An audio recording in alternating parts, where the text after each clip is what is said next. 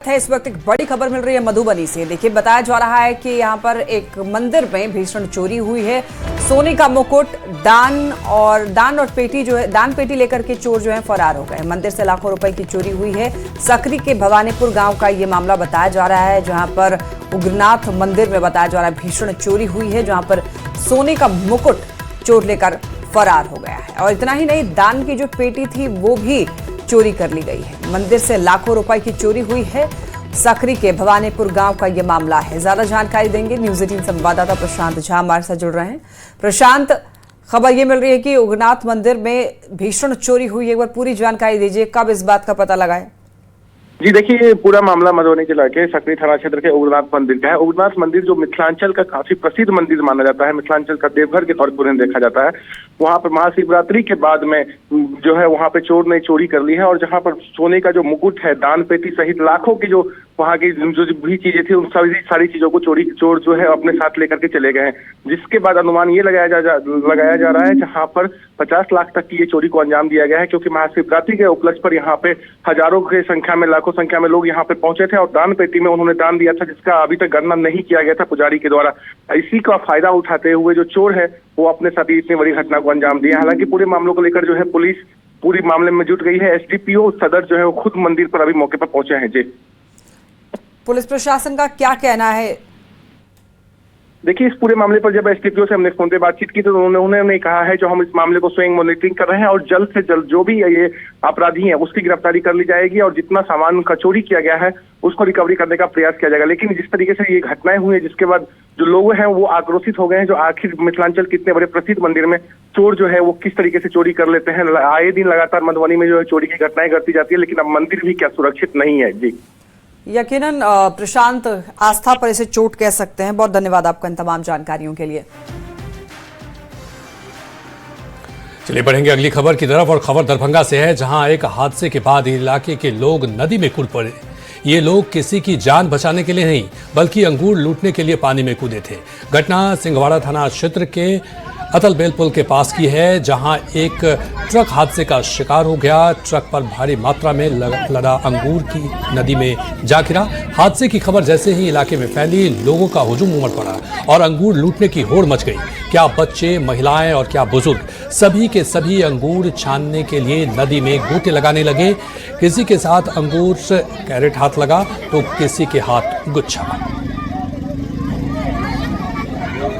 तो आप किस तरह से देख रहे हैं कि हादसे के बाद किस तरह से लोग नदी में कूदे और अंगूर लूटने की यहां होड़ मच गई। लोग अपनी जान को जोखिम में डालकर नदी में कूद गए और अंगूर छानने की यहां पर कोशिश की गई। आप तस्वीरों में देख सकते हैं कि ये संवेदनहीनता ही कहा जा सकता है। हादसे के बाद ये अंगूर लूटने की जो होड़ मची हुई है, इसमें क्या बुजुर्ग, बच्चे, महिलाएं सभी इस नदी में जान की परवाह किए बिना कूद गए और अंगूर छानने में जुट गए। यहाँ कभी हादसा भी हो सकता था, लेकिन पटना विश्वविद्यालय के अलग अलग छात्रावासों में छापेमारी की गई और इस दौरान पुलिस ने मिंटो छात्रावास से 8 छात्रों को गिरफ्तार किया है। गिरफ्तार छात्रों में से देखिए, एक पहले से आपराधिक इतिहास बताया जा रहा है और फिलहाल सभी छात्रों से पूछताछ की जा रही है। बताया जा रहा है कि पुलिस को छात्र संगठनों के बीच वर्चस्व को लेकर भिड़ंत की खबर मिली थी, जिसके बाद ही ये कार्रवाई की गई है। आज देर रात्रि तक पटना विश्वविद्यालय के जो विभिन्न छात्रावास हैं उनमें छापेमारी की गई है और इसमें विभिन्न थानों की पुलिस के साथ साथ पुलिस लाइन से भी फोर्स बुलाया गया था और काफ़ी लंबे समय से शिकायतें आ रही थी। साथ ही साथ छात्र संघ चुनाव भी वर्तमान में चल रहा है और इन्हीं बिंदुओं को ध्यान में रखते हुए यहाँ छापेमारी की गई थी और इसमें 8 जो स्टूडेंट भी हैं इनको गिरफ्तार किया गया है।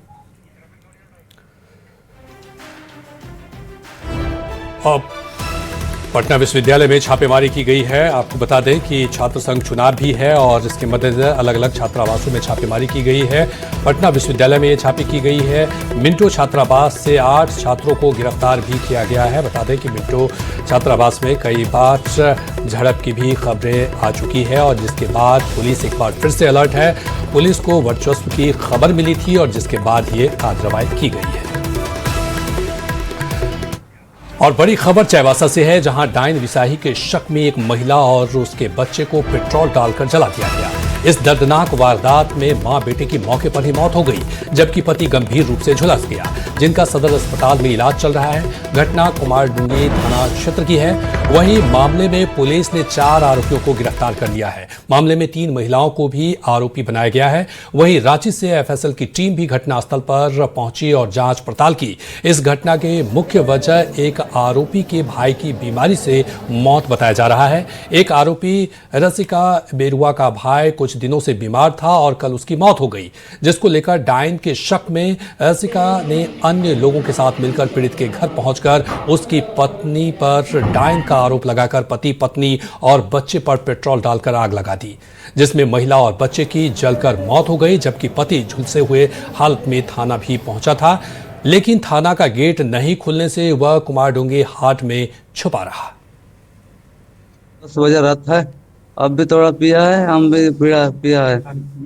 बोलते कल सुबह सुबह हम बात करेंगे, बोलते कोई भी नहीं माना, नहीं तो कौन देव आएगा। सूचना इसकी प्राप्त हुई है कुमारडूंगी थाना क्षेत्र के कलैया गांव में एक घटना रात की जो बताई जा रही है, जिसमें 2 व्यक्तियों की मृत्यु होने की सूचना है और एक व्यक्ति जख्मी है, जिनका इलाज अभी हॉस्पिटल में चल रहा है, जिनको यहाँ पे चाईबासा हॉस्पिटल में रेफर किया गया। हम लोग उस पर मॉनिटर कर रहे हैं। जो इसमें संलिप्त अपराधकर्मी है उनको चिन्हित किया गया है। 4 लोगों की अरेस्टिंग इसमें अब तक की गई है और बाकी लोगों के ऊपर हम लोगों का अनुसंधान जारी है।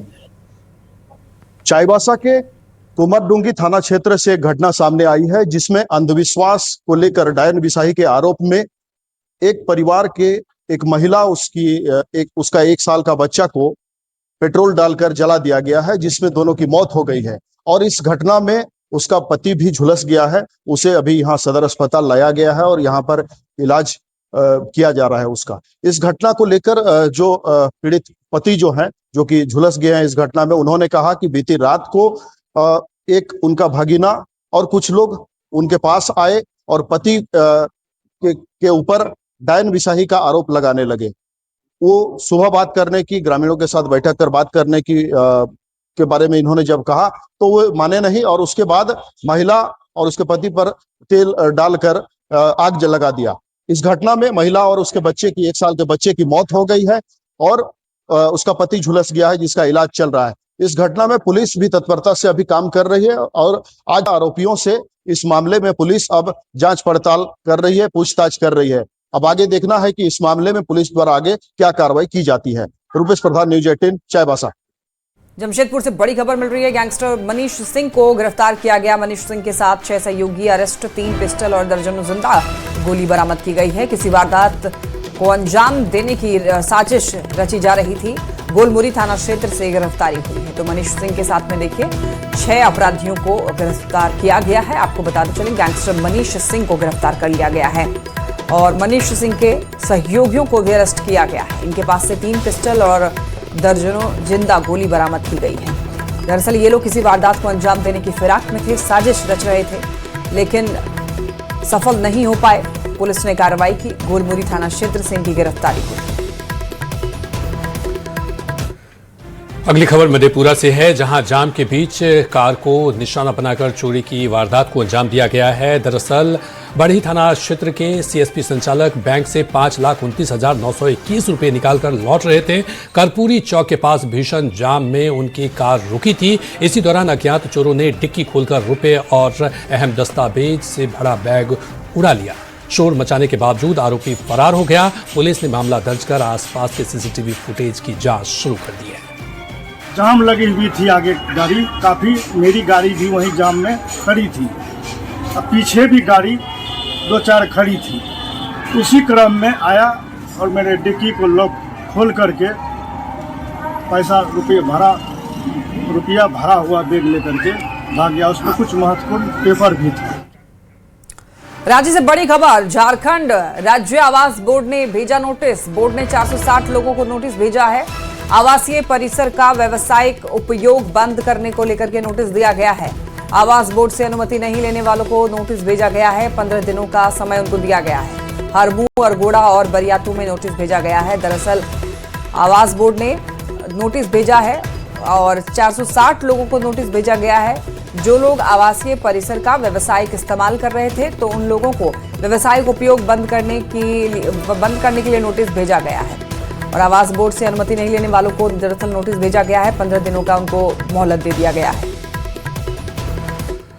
और अगली बड़ी खबर बेतिया से है, जहां गोपालपुर थाना क्षेत्र में बारात समारोह में 2 युवक अपने अपने हाथ में देसी कट्टा लेकर लहराते हुए नाच रहे थे। इसका वीडियो सोशल मीडिया पर वायरल हो रहा है। हालांकि न्यूज 18 इस वायरल वीडियो की पुष्टि नहीं करता है। वीडियो में दिख रहे दोनों युवक के हाथ में कट्टा है और वो उसे लहराते हुए नाच रहे हैं। वायरल वीडियो पर पुलिस ने एक्शन लिया और वीडियो में दिख रहे एक युवक को गिरफ्तार कर लिया, जबकि दूसरा फरार युवक की गिरफ्तारी के लिए छापेमारी की जा रही है। गिरफ्तार युवक की पहचान किरण कुमार के रूप में हुई है।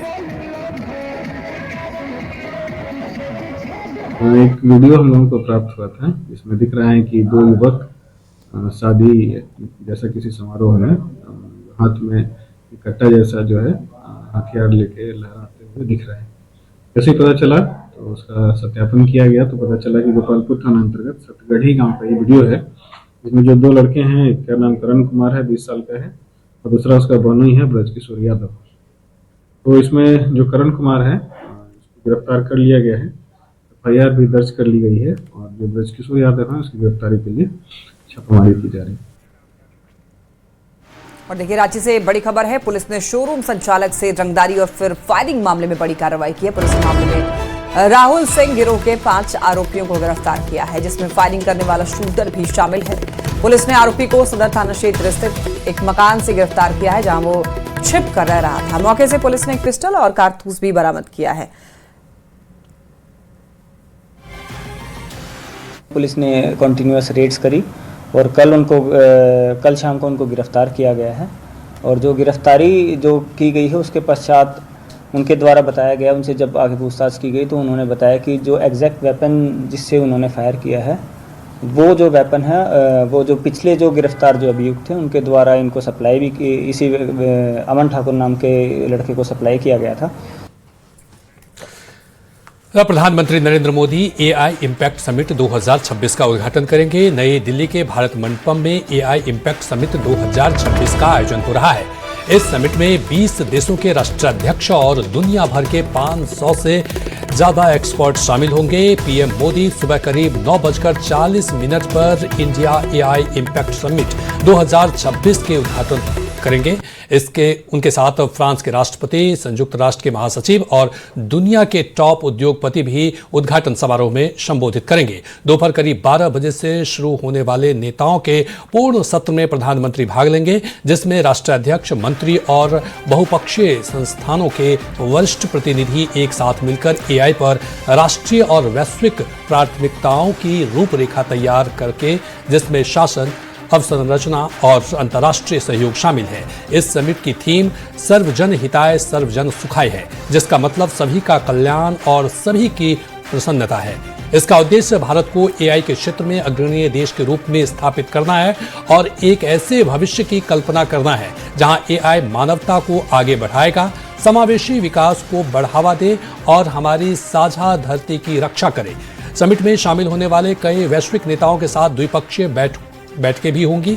पीएम मोदी शाम 5:30 से CEO गोलमेज सम्मेलन में भाग लेंगे, जिसमें दुनिया भर की टेक्नोलॉजी कंपनियों के वरिष्ठ अधिकारी सरकारी नेतृत्व के साथ साथ मिलकर निवेश, अनुसंधान सहयोग, सप्लाई चेन और AI सिस्टमों की तैनाती पर चर्चा करेंगे।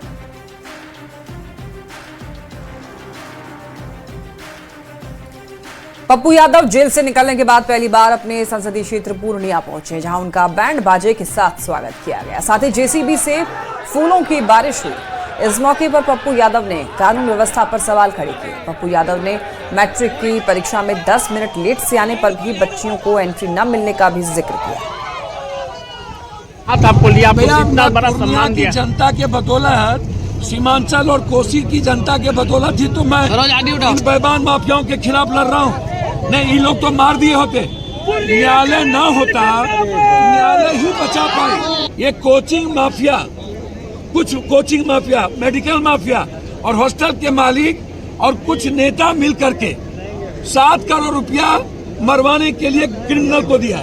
मैं खेमका हत्याकांड खोलूंगा, मैं गलत इनकाउंटर जिसके माँ का इकलौता बेटा का हुआ वो खोलूंगा, मैं रुपेश हत्याकांड खोलूंगा। मैं मैट्रिक के एग्जाम में सरकार ने एक गलत कानून लाया, वो कानून है 5 से 6 मिनट भी लेट यदि बच्ची को हो जाता है तो एग्जाम में एंट्री करने का परमिशन नहीं देता है।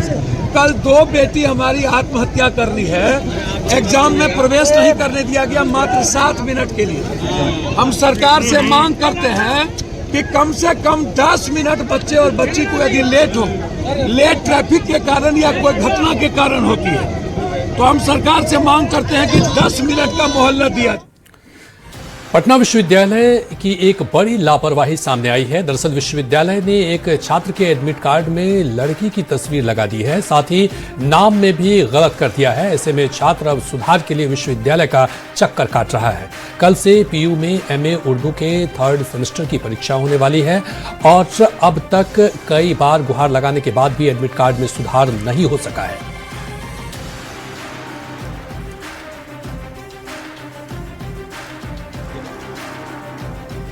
कल आपका इम्तिहान हो और आपके एडमिट कार्ड पर तस्वीर किसी और की हो तो आप एग्जाम कैसे देंगे? ये सवाल छात्र पूछ रहे हैं, क्योंकि पटना विश्वविद्यालय की बड़ी लापरवाही सामने आई है और एक छात्र के एडमिट कार्ड पर नाम उसका लेकिन तस्वीर किसी लड़की की है। जरा बातचीत करेंगे, हमारे साथ अंतर्राष्ट्रीय कराटा प्लेयर जाबिर अंसारी हैं। जाबिर, कल से इम्तिहान देंगे और एमए 3rd सेमेस्टर उर्दू की परीक्षा हो रही है, लेकिन देखिए एडमिट कार्ड पर किस प्रकार से जाबिर का नाम है लेकिन तस्वीर एक लड़की की है। और इसके अलावा दूसरी गलती है, जाबिर अंसारी को जाबिर अनारी लिख दिया गया है। तो ये अंतर्राष्ट्रीय कराटा प्लेयर हैं और ये लगातार परेशान है। क्या हुआ आपके साथ? सर, जैसे ही पता चला कि सेमेस्टर 3rd का एडमिट कार्ड जारी हो रहा है, हमने जैसे डाउनलोड किया तो देखा कि एक तो मेरा एडमिट कार्ड में फोटो किसी और का है और दूसरा कि मेरा अंसारी में अनारी कर दिया गया है। तो बहुत परेशान है इसलिए, क्योंकि 19 तारीख को एग्जाम भी है हमारा और अभी तक कुछ हो नहीं पा रहा है। कहाँ कहाँ गए आप? हमने VC ऑफिस गया है, रजिस्ट्रार ऑफिस गया है, एग्जामिनेशन कंट्रोलर के पास गया तो कोई नहीं थे।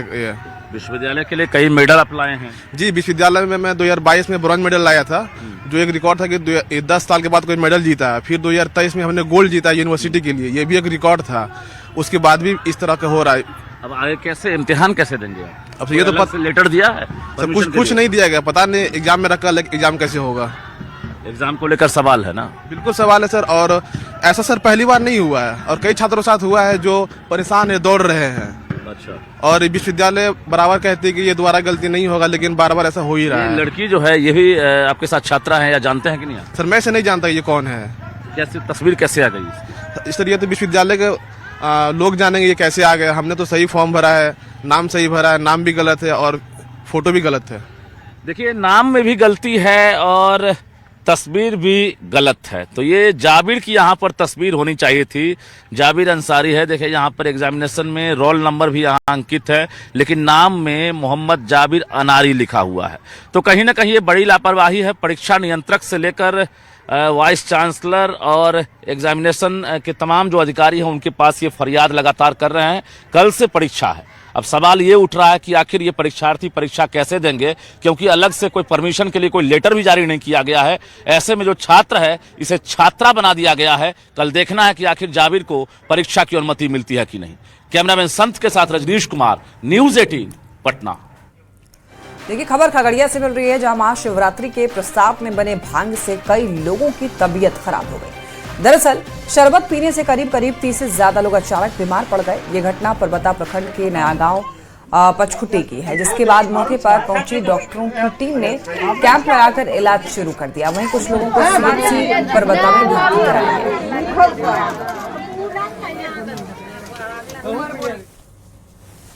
पिलाया इसको बोला था, शिवरात्रि दिन पिलाया था। और आज कैसे हो गया? वही दिन से हो रहा है। उसी दिन से लगातार बीमार हो रहा है। दूध मम्मी लाए ना, शिवरात्रि में पिलवे पीना। शिवरात्रि दिन पीना था, आज क्या हुआ? उल्टी पैखाना। उसी दिन से लगातार। और अगली खबर खगड़िया से ही है, जहां नगर परिषद के सदर अस्पताल रोड में भारी जल जमाव का मुद्दा गरमाया हुआ है।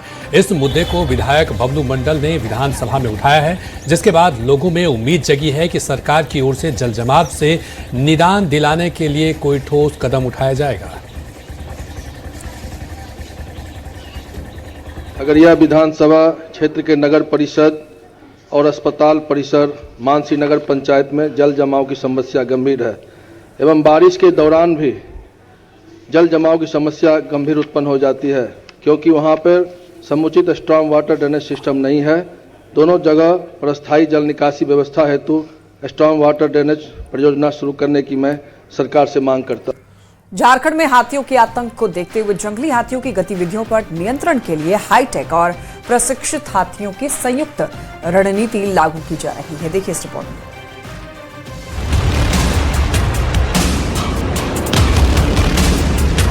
हजारीबाग, रामगढ़ और बोकारो जिलों में इन दिनों जंगली हाथियों का आतंक जारी है। किसी न किसी दिन कोई न कोई हताहत हो ही जाता है। राज्य में पहली बार जंगली हाथियों की गतिविधियों पर नियंत्रण के लिए हाईटेक और प्रशिक्षित हाथियों की संयुक्त रणनीति लागू की जा रही है। वन विभाग ने कुनकी हाथियों थर्मल ड्रोन की तकनीक के जरिए 24 घंटे निगरानी की योजना बनाई। कुनकी के जरिए किसी भी पागल शैतान हाथी को कंट्रोल किया जा सकता है, उसमें दिक्कत नहीं है। क्षेत्रीय मुख्य वन संरक्षक ने बताया कि कर्नाटक से 6 प्रशिक्षित कुनकी हाथी और 12 अनुभवी महावत लाए जाएंगे। कुनकी हाथी विशेष रूप से प्रशिक्षित होते हैं, जो आक्रामक जंगली हाथियों को नियंत्रित कर सुरक्षित दिशा में ले जाते हैं। वन विभाग को उम्मीद है इस पहल से मानव हाथी संघर्ष पर प्रभावी नियंत्रण संभव हो पाएगा। जहां पर जिन घनी जंगलों में वाहन का प्रवेश नहीं है, वहां पर जो है वो उनकी हाथी पहुंचेगा और उसके साथ जो है प्रशिक्षित जो टीम है वो पहुंचेगी और टेम्पोरलाइज करने का जो है वो काम करेगी। देखना होगा हाथियों पर नजर रखने की हाईटेक तकनीक कुनकी हाथी और अनुभवी महावत की मदद के बाद भी हाथियों का आतंक थम पाता है या नहीं। न्यूज 18 के लिए हजारीबाग से सुशांत सोनी के साथ bureau report. Rajgir zoo safari से 2 युवा मादा शेरनियों को पटना जू लाया गया है। यह कदम वन्य जीव अदला बदली कार्यक्रम के तहत ब्लड लाइन बदलने और आनुवांशिक विविधता बढ़ाने के लिए उठाया गया है। फिलहाल इन्हें 30 दिनों के लिए क्वारंटाइन में रखा गया है। देखिए खास रिपोर्ट।